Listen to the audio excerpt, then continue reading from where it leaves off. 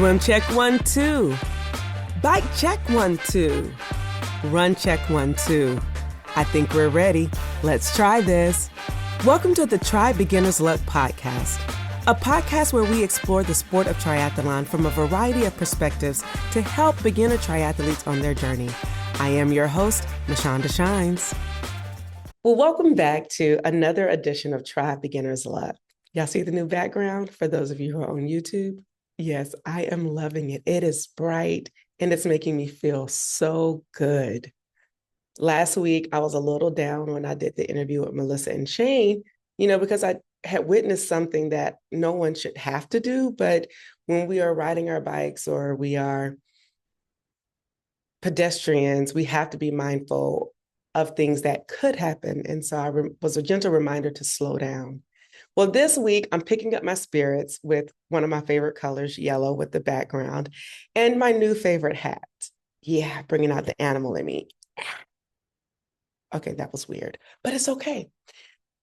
I love me in all of me.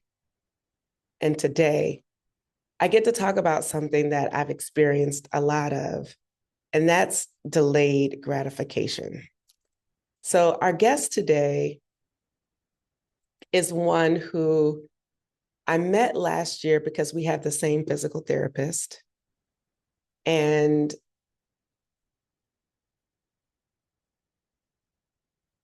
I feel like she might have come to the pep rally that I did for beginners.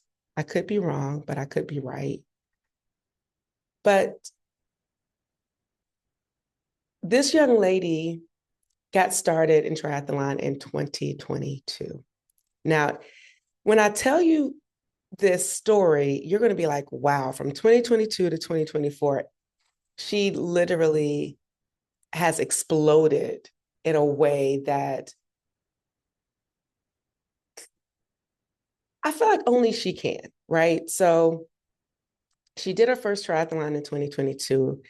She did her first 70.3 in 2022 as well, Atlantic City 70.3. She did Escape the Cape in 2023, 2024. And then she went out for Chattanooga in 2024 and experienced her first DNF. However, shortly thereafter, she came and did her next 70.3 at Eagleman and broke the tape. Yeah, you heard that correctly. She went from DNF to winning the race. That shows you the athletic prowess that this individual holds. But one statement that she says that I have to repeat verbatim is the challenges I faced in sport have prepared me to navigate the challenges of my life. Crash your bike, break your body, undergo surgery, have a bad race, DNF, get sick, burn out, miss the mark over and over again, and still you show up, try again and again and again. That's a powerful statement. It's not always about the person who always gets it right on the first time, but it's the person who tries over and over again until they don't want to try anymore or until they just continue to try. And so I appreciate what she brings to sport. I appreciate how she shows up in life. And I am really grateful to have her on the Try Beginners podcast. Ladies and gentlemen, I get to welcome to the Try Beginner's Luck podcast audience, Miss Catherine Kate Donohue. Welcome to the Try Beginner's Luck podcast. How are you? Hi, I'm doing great. That was such a nice intro. Thank you. I'm so Well, happy to be here. well, I'm excited for you to be here because, you know, when you just meet somebody and they're good, but you don't really know how good they are. And then you see them and they have that one bad race, or this was just the one bad race that you've shared, which was Chattanooga, but then you come back and you win Eagleman. That to me blew my mind. Because what I didn't say is that you won Eagleman not even on your bike Oh my God. I because you actually crashed. forget that. I do forget that as well. But Matt Musavian, lifesaver. Yeah, Yeah, yeah. yeah. So let's talk about your journey. I think where I want to start first is the statement that I just mentioned.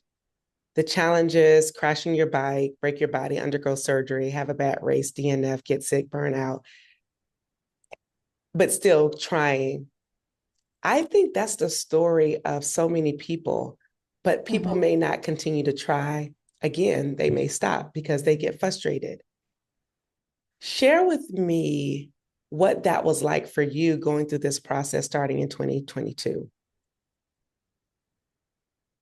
Um, I feel like there are so many different like stages of that statement and also like my triathlon or athletic career thus far.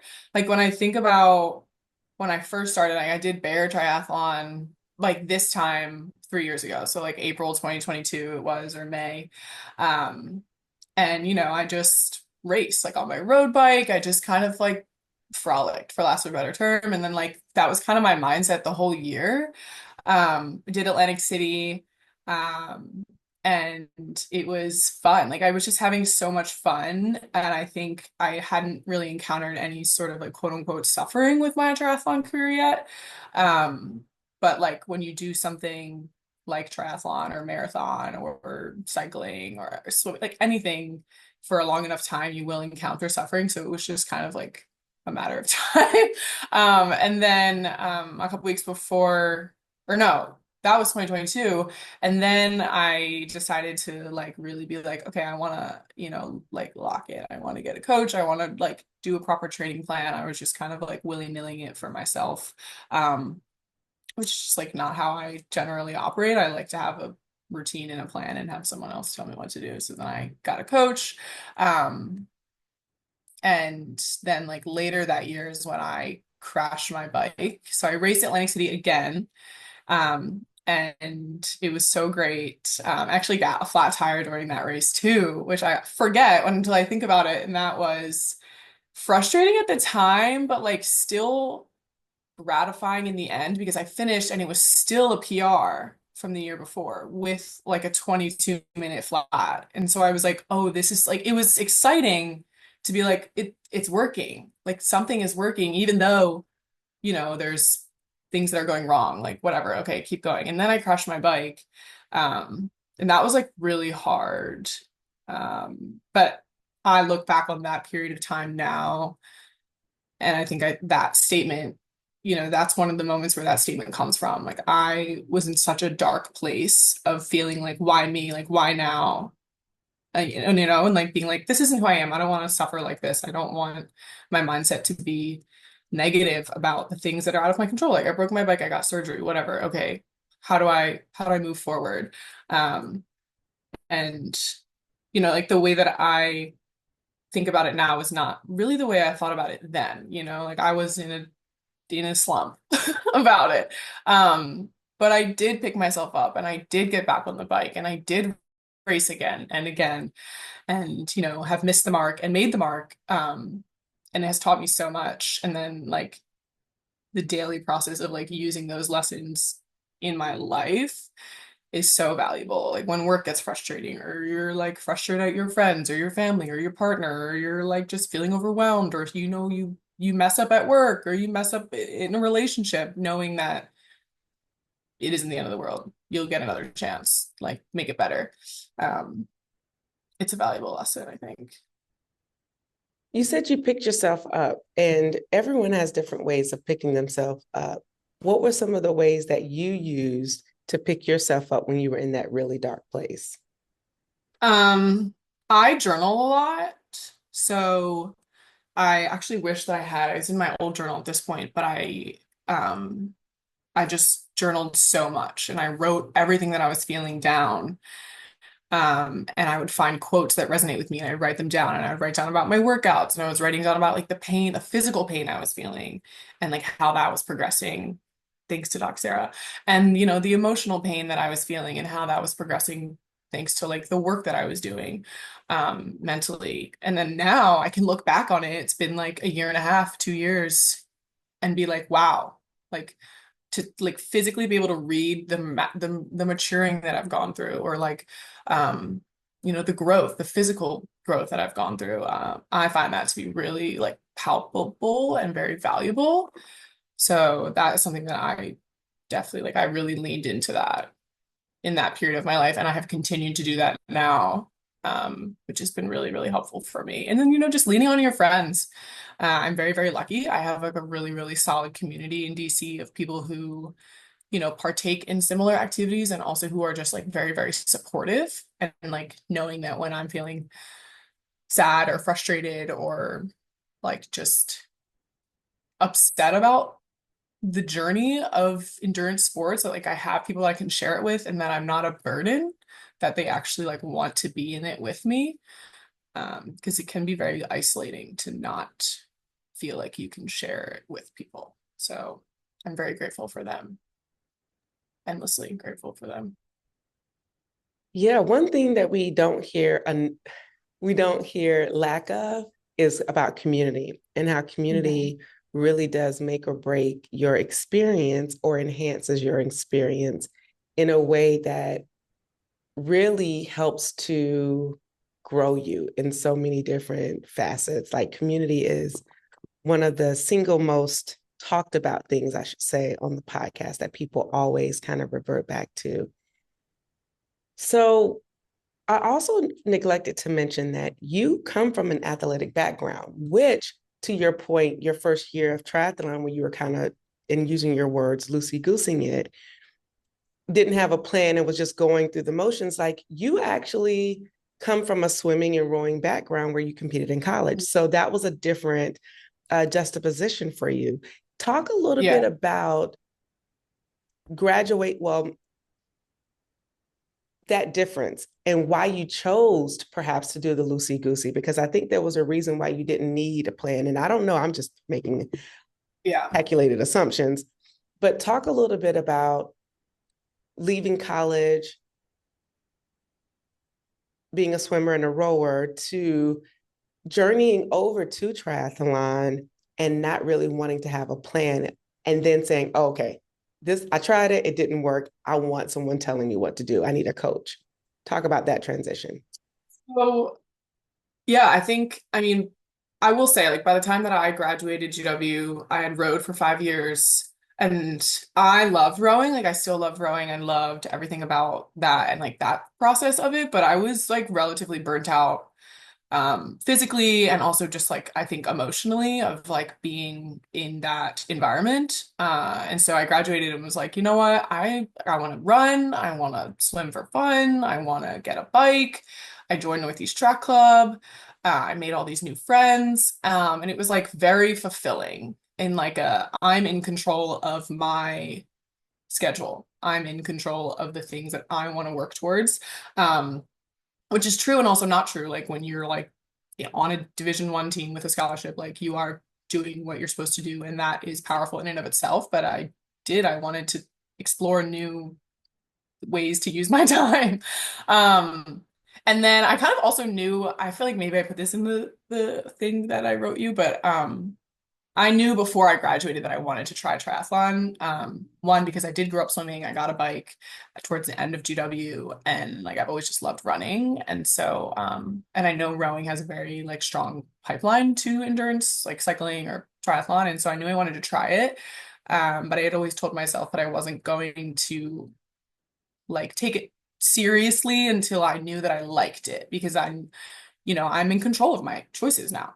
I want to do triathlon because I want to do triathlon, and not because it's like paying for my college career, or because like I have like a coach or like whatever. It's like I want to do triathlon because I enjoy it. And until I stop enjoying it, I keep doing it. Or, like, and so that was really what that period of time was about like exploring it with no pressure to have a routine or a schedule. And then I did it and loved it. And I was like, okay, I'll get a coach. Like, I want to like really give myself time and structure to like see how much progress I can make. Wait, I can't hear you. You're muted. Yeah, you would think I had this under control by now.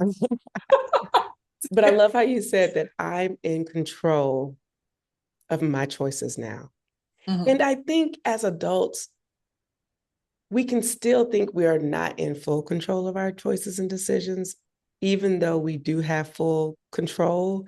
And so I love that you said that because I think that statement alone will help to free people and be like, no, you have a choice. You can choose to do this or you don't have Mhm. to. Let's go back because I want to have enough time to talk about some other things. Let's talk about your very first triathlon in Bear, Delaware. Um, there's two organizations. I don't know which one that does races out of Bear, but 2021 first race, what was it like? From setting up your Um, transition to oh going my to the finish gosh. line. Give us everything T1, T2, swim, bike, Gotta really run. rack the brain for this. I am Um, going there. okay. Okay, the swim, I don't honestly don't have like memory, like very memorable thoughts about the swim, so I think it was okay. Mm-hmm. I think that that's like, it wasn't like traumatic in any way, which is good. Um, I remember the bike being really fun. I was like on my road bike with, clip-on aero bars, which I loved. I was like obsessed with my clip-on aero bars. Um, just like having so much fun. It was my first time like really being in that sort of environment, obviously. Um, and yeah, I remember it being so fun. And I had known like a decent amount of people racing from Northeast Track Club. So we all kind of like went together. And it was, yeah, it was fun. I wish I had my notebook in front of me because I used to like literally be like, this is my goal. It was like a certain mile per hour that I wanted. And it would be fun to look back at it, but it's not in this room. I apologize. And then the run, I do remember really surprising myself on the run. And it was like gravel and it had rained, so it was muddy. And it was just like an absolute like shit show. And my shoes had like no traction. And I remember just being like, oh my God, I'm gonna like tear my groin or something. But I had so much fun. And it was like a double out and back. And so we're all passing each other, like high-fiving. And I had run so much faster than I thought I was going to run. It was like a 10K. And I'd never really competitively done it that sort of distance. So it was super fun. And then yeah, it was great. I think I got like second in my age group and we had left. And so I had to go back to get like the little plaque thing, and I still have it somewhere because I'm like, oh, um, but yeah, it was super fun. So that, and then I did that, and then I think shortly thereafter I signed up for Atlantic City because it's like close to where I grew up. Like my parents live at the Jersey Shore. It's like super easy to get to, and I was like, all right, like I'm gonna try it. Um, and that's when I got hooked. Nice. So your first was an Olympic, not even a sprint. It was an Olympic, yeah. Mm. Sprints, I'm gonna be honest, sprints scare me. I'm not a like, I don't know. I can't. Mm, I don't know. It's not enough time. I need more time. I need to get into my group. I know that sounds backwards, but sprints. I don't think I've ever done a sprint. No, let me tell you what I'm Hope laughing I'm not lying. about. When you said that sprints scare you, I did this face like, "Whoop," and I thought about what my I thought about what my friend Layla said. She was like, I watched Mashonda on YouTube. She put in our group chat. And she was like, it's the facial expressions. And when I looked at, you can look at yourself in the Zoom. And I was like, why Yeah, did I do yeah, that? Because I was like, sprints scare you? Okay. I've yeah. never have I ever heard anyone say that sprints scare them on this podcast. That's unique. I It's think just you're a it is unicorn. a different race. I mean, it really is. I mean, but they're all different. Like sprint triathlon is so different from an Olympic distance, which is so different from half, which is different from full. But um, like I think because of my rowing background and rowing as a sport really is similar to cycling and triathlon where in order to improve you really just do like large bodies of like aerobic easy training. Um and so like I can't go very fast. I just feel like I would do a sprint and just be like redlining the whole time. I don't know. It just seems very different. And I just, yeah, it doesn't seem exciting to me. Also, like, I like swimming, and I'm like, you swim for like A little bit of time. I know. Okay. I like that. But Feeling now, bashful in my decision. no, I'm not shaming or don't be bashful in your decision. No, I think it's great because you kind of come in with more knowledge of the sport in a way that most people don't. So you were Hmm. able to know, like, I know what my body likes, I know where my body zones are. And this is this mid distance to like, you like the mid distance. So Olympic I think 70.3. so. I'm doing my first full in July, and I am excited for it. Are you doing We're Placid? I am doing Placid. Oh, Ugh. no, that's a good thing. It's I know. beautiful there. I'm excited. Um, yeah, it's gonna be really pain. I mean, please, I tell me I'm scared for a full. It's the same way I'm scared for a sprint. But it does excite me though. I think the longer the better. Like I like to just like find my groove and just like sit in it for like hours. It's Mm. like comfortably uncomfortable. And I think that that is good. It is, especially if that comfortably uncomfortable is exactly where long course is. Like Mhm. you get stuck in that uncomfortability, but because you love the bike, I Yeah. think that is the difference maker. Yeah. Okay. Last year in 2024, you were coming off injury. Hmm. And your first race off injury, if I'm not mistaken, was Chattanooga. Yes, it was. Okay. So Yes. first race off was Chattanooga. Take us through what happened because I know you were expecting some, you were expecting to produce, but something happened and you couldn't. And I think I want to just talk about the expectations of when you go into a race of having your mindset that, hey, I'm going here to crush it, and then something happens. How did you navigate that? Um, I actually remember it was such a like even just like as I stood on the side of the road in Tennessee, like my emotions were like it was hilarious. I wish that I could have like recorded myself. And you also know like that mid race, like when your adrenaline is like, and you're like low key manic, like, but you're also, I don't know.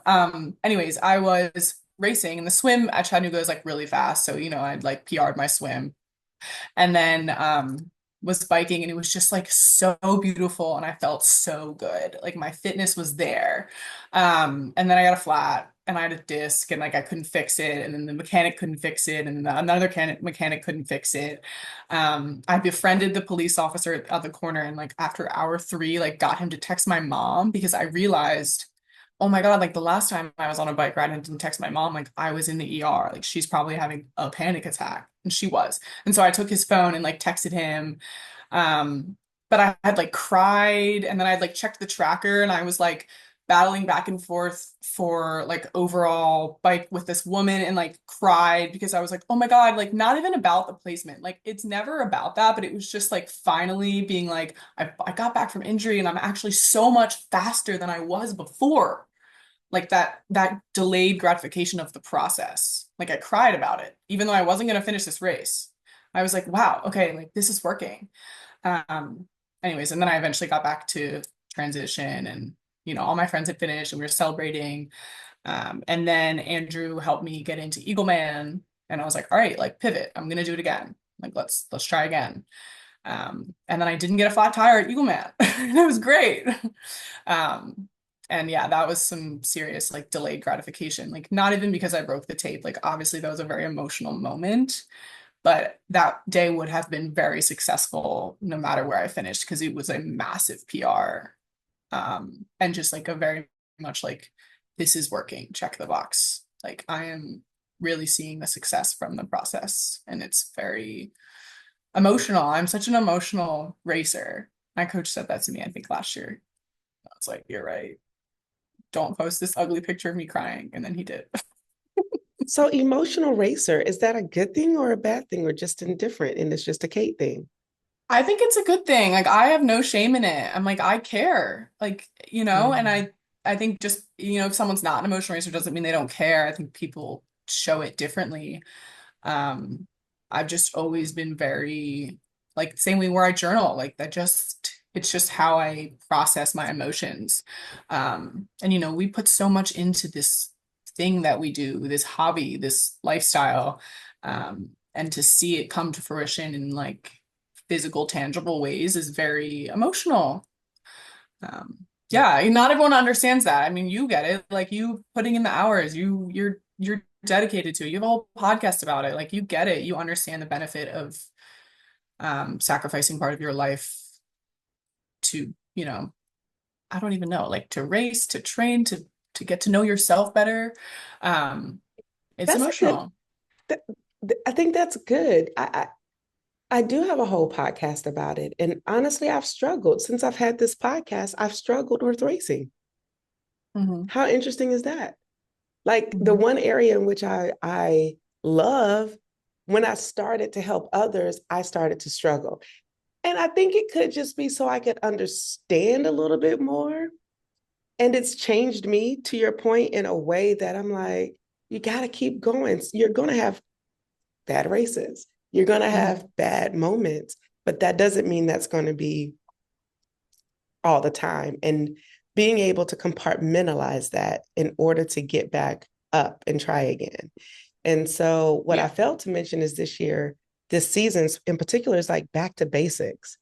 Like, I'm taking for myself back to basics, but also the podcast. Like, your first love was this, your first love was swimming, your first love was X, Y, and Z, whatever it might have been to get you Hmm. to this point.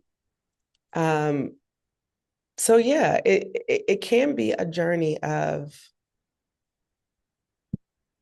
it sucks sometimes, but Yeah, of course it does. Yeah. when it's good, it's good. And when you see yourself improving, I'm a back of the Packer proud member. And I think about that run I saw you on a couple of weeks ago. I was out running, you Oh were my on a gosh. Yeah. bike. It was rock and roll Yeah. because rock and roll had Yeah. shut down the streets. It was same day as that half marathon. Yeah, rock Yeah. and roll. And Yeah. Yeah. Yeah. so whoever knows that the streets are shut down, that's when you go and get in your best riding because you get to ride through DC with no real barriers or cars on the road. Hmm.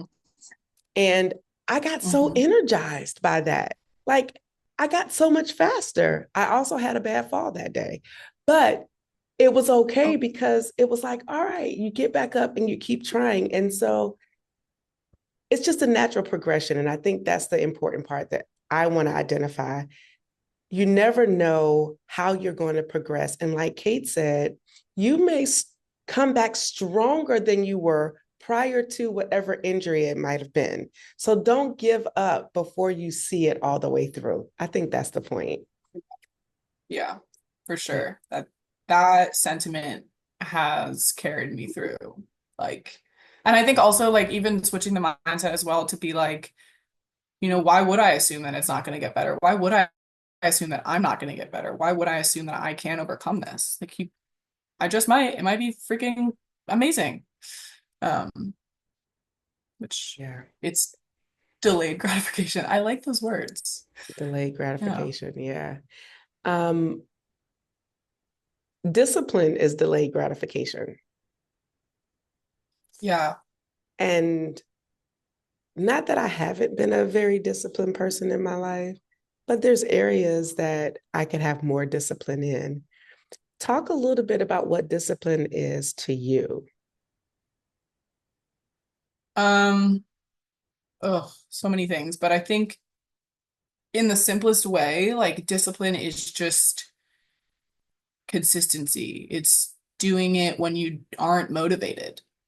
Um, and I think that that's important to talk about because um, I think that a lot of us, and probably myself included, like I don't post on my bad days. I don't, you know, t- talk about the massive emotional and mental slumps, like months that I go through where I'm like, I don't have joy. I don't have joy in the process. You don't talk about when your freaking quads hurt and you don't want to get on the bike, or when it's 5 a.m. and you're like, I don't want to get in the freaking pool. It's cold.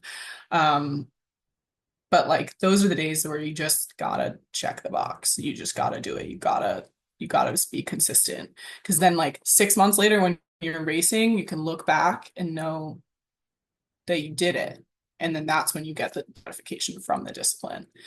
Um, and it's easier said than done, but I think like just simplify it, like just stay consistent. Give yourself enough time to find the motivation again, to find the joy again. Just simplify it. And also know that everyone goes through slumps of feeling not disciplined, even if they don't talk about it. But also talk about it. I mean, my roommate Emma does triathlon, and also Sarah does marathon, and like we're kind of all in the grind together. And it's like at any given moment, like one of us is having a bad day. And it's nice because it's like, well, the other two, like we're there in it together. Like, come to the pool with me. Or like, let's go for a ride. Like, come, will you do my track workout with me? Like, God, I'm freaking tired. It's nice. So like community is huge for discipline, I think. And I love that it's three of you who are roommates, um, and you're all in endurance sports, because Yeah, that I'm really very changes grateful. the household mindset. Hmm. It shifts from being like, okay, it's just me, but this is our household, this is our lifestyle right now in the season. And it's also making your bond deeper. Absolutely. Yeah. Yeah, and Okay. for sure. I want to transition somewhere because I don't think I saw this coming for you, Kate. And when I saw you post it, it made my heart so I know freaking what you're gonna say. happy. I Literally was, me too. hell yeah, that's my girl. So, okay, many of you know that um, I've been doing some cycling announcing for crit racing. And for those of you who are into crit racing, it is a different euphoric experience. I don't have the stomach to be in a peloton like that and go really fast around. But what I do have the stomach for is to announce it with excitement and with energy, and to be the best that I can be when I'm up there watching them, because I'm like, this is so exciting. It like does something to my stomach when I am watching crit racing. Mm. Me It, too. it, it does something to me. And it just, I wish it was a year-round sport. I wish I could see it or watch it on TV every single weekend. It does that to me. Like I don't feel like I have to be in it in order to bring it to life. I think I can just watch it, absorb it, and be able to regurgitate it so that the audience can feel it, right? You are now in the crit world. What has that been like, and how and why? Like, I want to know your mindset in getting into this crit lifestyle. Um, okay, so I started thinking about it, I would say like a year ago. Um, and it was like post bike crash. Um, I am just so scared of the bike. Like the way that I used to ride before I had surgery and the way that I ride after is so different. And it was like frustrating to be like to like watch myself be like slow and riding so scared. Um, and so I kind of was like, I think that I should just like throw myself into a scary thing in hopes that it will make me better at this thing that I want to be better at. Also, I love cycling. It is by far like my most enjoyable and I think strongest part of the three sports of triathlon. And I was like, why not just try? Like, it's part of triathlon. I think it might be okay. Balancing it, it has been hard. Um, my coach Andrew has been very helpful and supportive, and we're still figuring it out. And yeah. But anyways, so I decided like last year that I wanted to try, but then obviously like actually started in March. I went to Trade Zone, and that was like my first one, which was like honestly a perfect first one of anyone. I'm sure a lot of people like would know the course. Um, it's not too bad. Like there aren't crazy corners, which is like my nemesis, but it's why I'm doing it. And then I did Philly Crit, and then I just did Newport News. And it was so scary, but like so fun. Like almost exactly what you're saying about like your stomach and your nerves and your excitement. Like I feel that as a racer And then I finish and I'm like, okay. And my mom came with me last weekend, 2 weekends ago to Newport News. And I had said to her, like, or maybe I said it to my friend, whatever, but I was like, I think also part of the reason I'm doing this side quest is that every time I step on the starting line of a bike race, I look around and I'm like, oh my God, like what am I doing here? Like, don't crash. Don't like there are greater like Kona awaits. Like, don't crash your bike. Um, and then I finish the race and it's like this confidence building process that I'm in. Um, and it's fun. So that's my crit story. But I'm racing Poolsville on Saturday, which is more so what I'm looking for with biking. It's much longer. It is still, the crit style, quote unquote, but it is, I think it's like a 53-mile race. So I'm looking forward to that. Yeah. And Poolsville is actually good training for your 70.3s because it allows you to push at a higher level than Mhm. what you would typically race with a Yeah. 70.3, but Yeah. also to test your legs out and see where you are. And Poolsville is hilly. So it'll give you Yeah. an opportunity to test some things. I love this. I love this for you. I wish I could be at Poolsville this Saturday, but I am announcing down at General Smallwood this weekend. Oh man, But it's fun. man, that I am happy for you. And what you left leaving out is how you've been podiuming, Thank you. the humble brag. So talk about your podium with the crit racing. Um, well, one of my podiums was a time trial, which I feel like is, you know, not a crit at all. So, like, Okay, fair. yes. And then the other podium from last weekend was the like road race, circuit race, which I think also suits me a little bit more than crit. It was much more pack dynamic, not so many quick corners.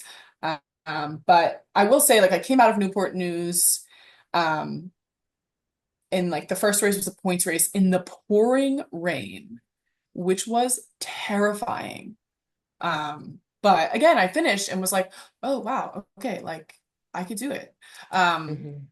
and I didn't know what I race very like I race like a triathlete. Like I sit at the front of the pack. I'm like, get your wheels away from me. Like, it's funny.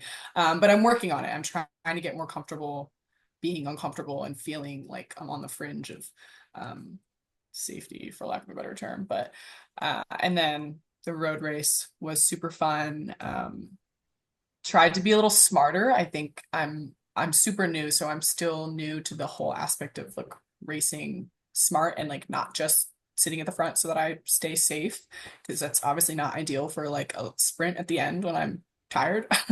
Um, but yeah, thank you. It It's was fun. interesting that you say about sitting in the front and racing a cycling race like you are a triathlete because you are. But I remember in the DC area, they have this weekly practice training ride. It's the longest running training ride in the country in Greenbelt. And it Oh starts yeah. in May. And every Wednesday, people can go out there. And it's interesting Hmm. because the triathletes have the endurance so they can go for a long time. But at the end, they get swallowed up or either spit Oh out yeah. of the Peloton. This is what happened to me at the crit and this points race. Yeah. Yeah. And But so it's they get like, spit out. yes, and it makes sense. It's because like, it makes sense, but it's also, um, it's not discouraging in the way that it's like, damn, I'm getting swallowed. It's like, oh, like I can physically see what I need to work on. Okay. And then go work on it, or just go, keep doing what I'm doing and like keep practicing, while also like balancing them. I have Placid and Kona and like, I'm like, okay, side quest, I don't know, but it's a lot. But I'm like having so much fun and trying to do my best and just enjoy the process. But yeah. So you keep holding up this side quest, Kona. Let's talk about it. I haven't even qualified for Kona. I'm like, please. But Is that a goal? It's a goal for you, right? Yeah, of course. Yeah. I'm Okay. hoping to get my slot at Placid. Um, and I'll do the best I can, control what I can control and see what happens. And then yeah, we'll see. I want to talk about your coach for a second because there's something about your team. When you see the name, everyone is like amazing. They're good. They're always at the top of the pack, period. Andrew produces elite athletes. It is what it is. And I love it. I may be a back of the packer, but I really do enjoy watching those at the front. It gives me energy. It's it's admirable. And I love it. How has he been able to manage your quest for K and your passion for C? And K is Kona, C is Fritz. Um, well, it's a good question. Um, I think he helps me um be mature about it, I will say. I think I get so excited and there's so many races in the area and but he's better and this is why he's really good at what he does and why his athletes see so much success is because he is really good at seeing the long term, like looking ahead, like months, years. Um, and so, when I'm like, oh, I want to do Trade Zone and Newport News and Philly Crit and Poolsville and Giro to Copy and blah, blah, blah. And he's like, why don't we do this so that you can get time on your TT and Placid is in 3 months and, your body responds better to aerobic. Like he is just smart about it. And I think I am still very much maturing as an athlete in that way, both emotionally and just like logistically. Like knowing, like getting so excited and being like, I can do it all. And then I'm just like fatigued for like 6 months. Like, don't do that. So I think that's where he's been the most helpful. Yeah. And he also is really good about, not putting pressure on like results. Like he doesn't care. Like he literally does not give a shit about that stuff, for lack of a better term. And that has been very refreshing because I do put a lot of pressure on myself. And I think as I do mature as an athlete, I am taking that pressure off of myself and finding the joy again. Um, and it's really nice to have that from a coach, to be like, just have your best day. What did you learn? Okay, back to work. Like it's nice. That's good knowing that the pressure isn't on to podium or the pressure isn't on. It's just to do your best. And just so happens that all of you do your best and it is a podium and it is, you know, producing at a very high level. How do you balance training for both? Because I imagine if you're training for like the crit and cycling, your power output, you're at high intensity VO2 max, but then how do you balance that with the more endurance? I'm sure your coach helps you, but how does that work with your body and resetting often? Um, we're definitely still figuring it out. I think the cycling races, I just started adding them in. And I think, I mean, I'm going to do Poolsville and I'm doing one after Eagleman, and then I probably will, ease off because I do feel the effects of it. My like aerobic rides are like I'm just tired. Yeah, I'm like redlining. My heart rate is like really high during the crit races for, a whole hour, which will affect you for longer than I would like to admit.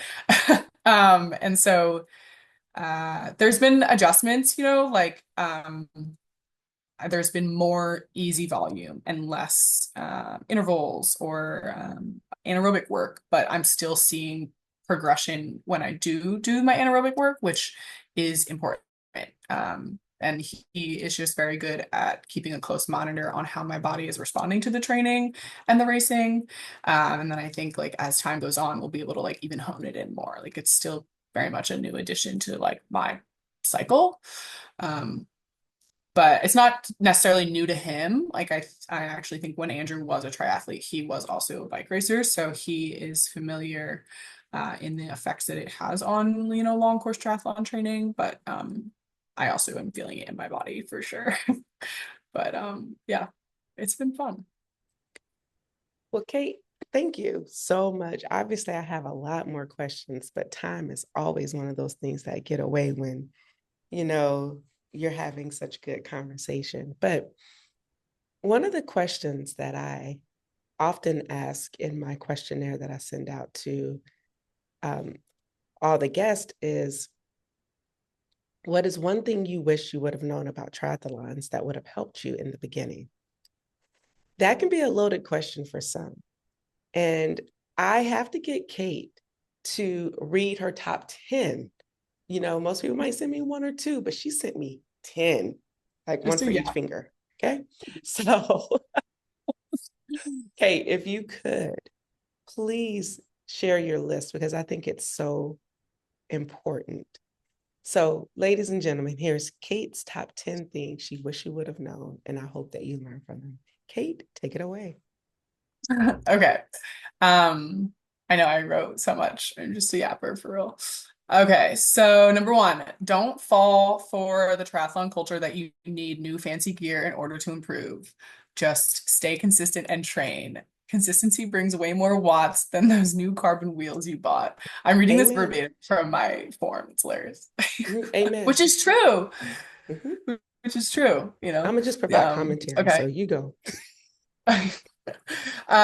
Don't compare yourself to the glamorous endurance sport influencers that we all see on social media. The grind does not need to be pretty, and most of the time it won't be, even if you try.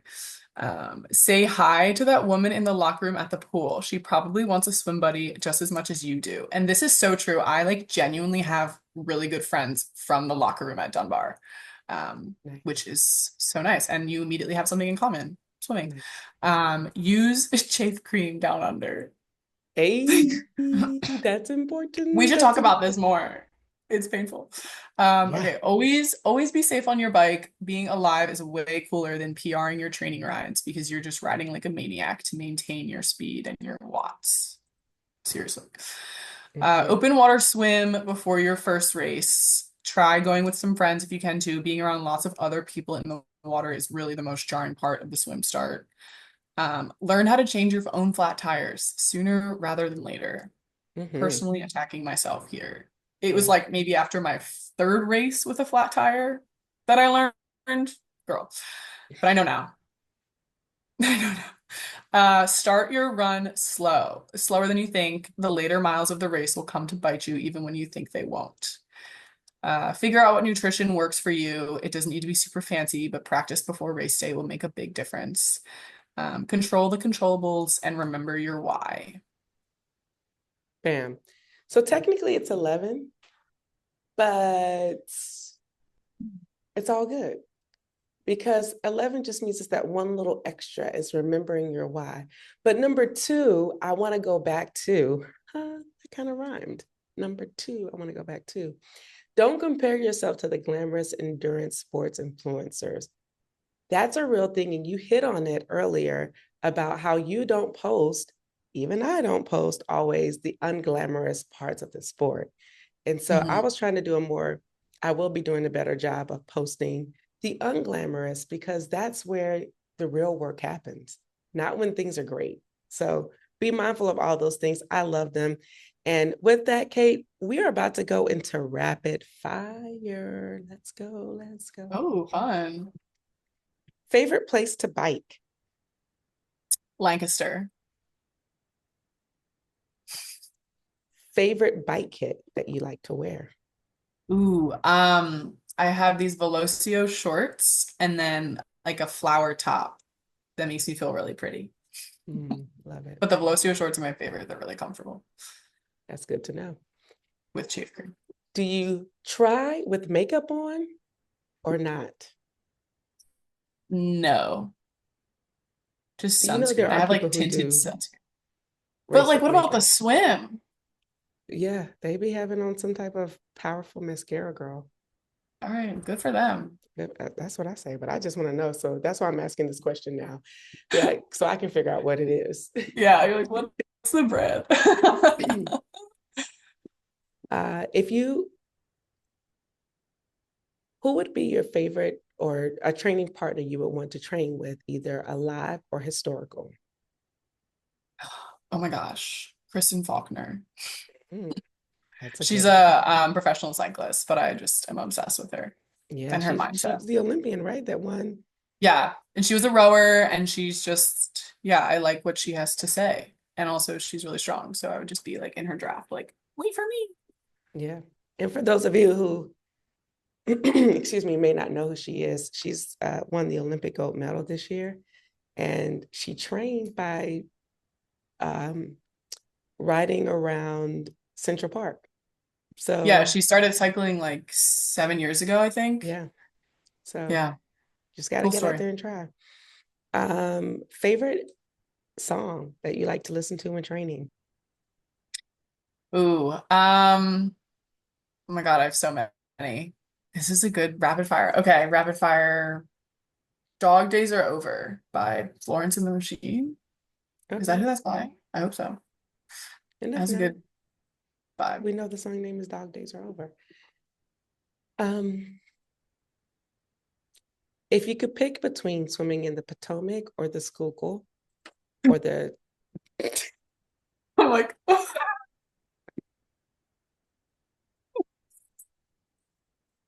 can't even get it out without looking at your face, which would you choose and why? the Potomac and the Schuylkill. Mm-hmm. Unfortunately, I have been in both of them for rowing. So I'm gonna go Potomac. Okay. I don't know Okay. why. I just feel like the Schuylkill's really nasty. It is. It's very nasty.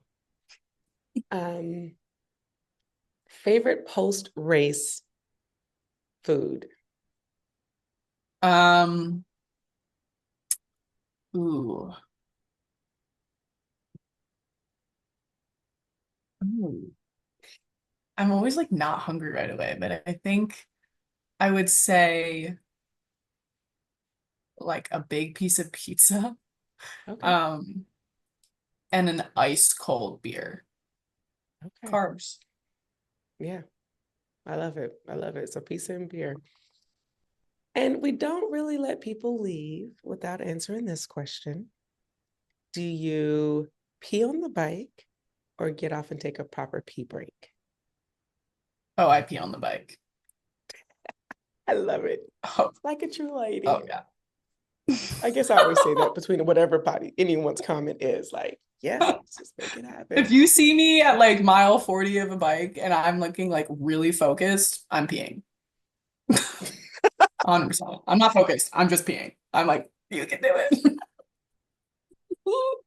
I guess I should ask you what's a favorite tip so that you can be focused because a lot of people have like a blocked wall, and they can't pee on their bike because they No, can't focus. I actually have a very vivid memory of my first half Ironman in Atlantic City. I can like remember the underpass.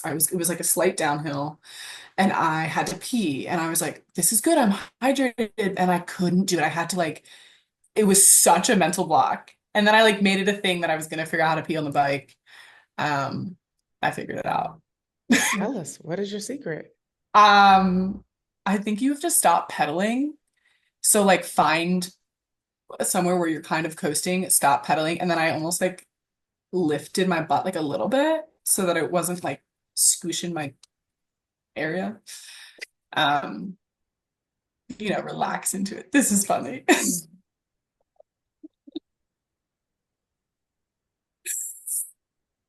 Yeah.